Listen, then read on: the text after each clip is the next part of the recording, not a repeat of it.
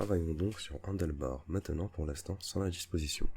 Passons donc à addProduct.html et copiez-le dans un addProduct.hbs comme ceci. C'est maintenant notre page addProduct. Tout va bien maintenant.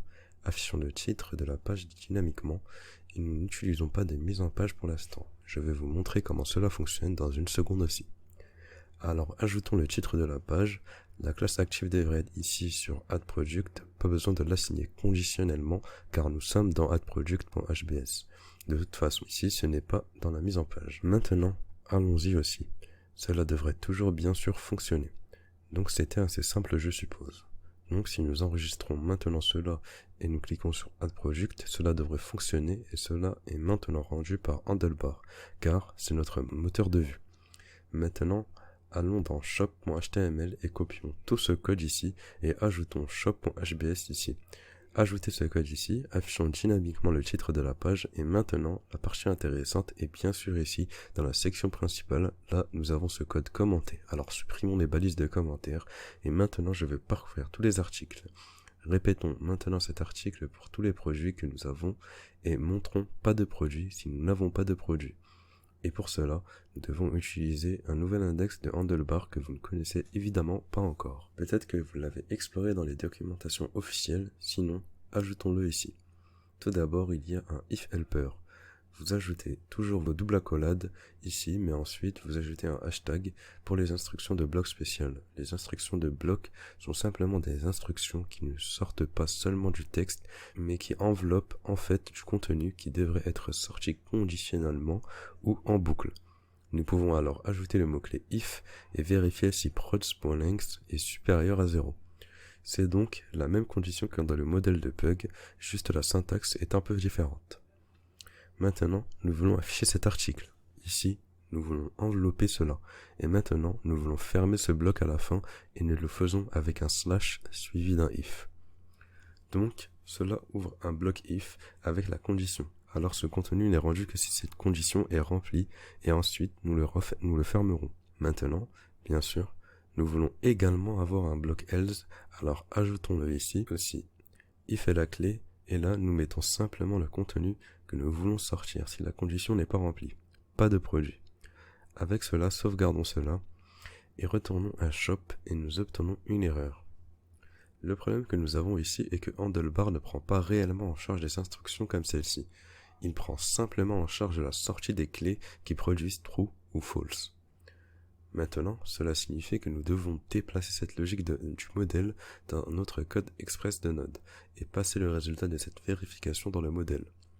Nous allons donc faire asProduct et là, nous ajoutons en fait une nouvelle paire de clés-valeurs que nous transmettons dans le modèle et cela contient simplement une valeur qui est le résultat de notre vérification. Ici, products.length plus grand que 0. Donc, ce tableau de produit ici a une longueur supérieure à 0. Alors maintenant, nous passons juste cette clé qui est vraie ou fausse, le résultat de cette vérification. Et c'est déjà une différence fondamentale de Pug, en plus de cette chose HTML. Ici, dans Handlebar, nous ne pouvons exécuter aucune logique dans notre modèle de Handlebar. Nous pouvons simplement générer une seule propriété des variables uniques et la valeur, et nous ne pouvons les utiliser que dans des blocs if également.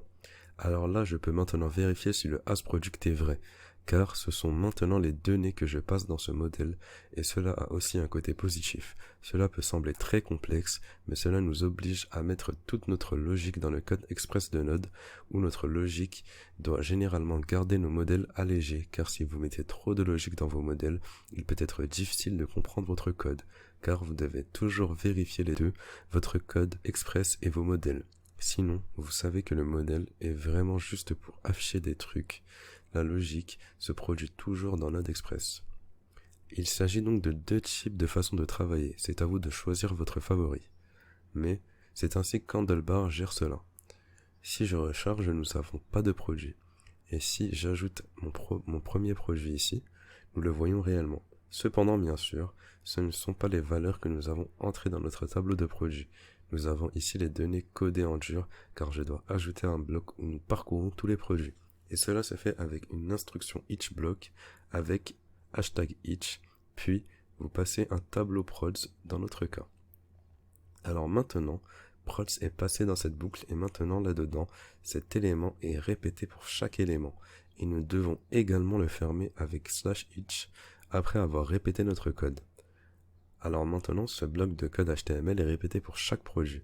La question est maintenant de savoir comment accéder à ce produit, et ici Handlebar nous donne également une seule façon. Il nous donne le mot-clé this qui fait référence à l'élément dans le tableau pour l'itération actuelle, donc à chaque produit. Par conséquent, nous devons afficher ce titre ici par exemple.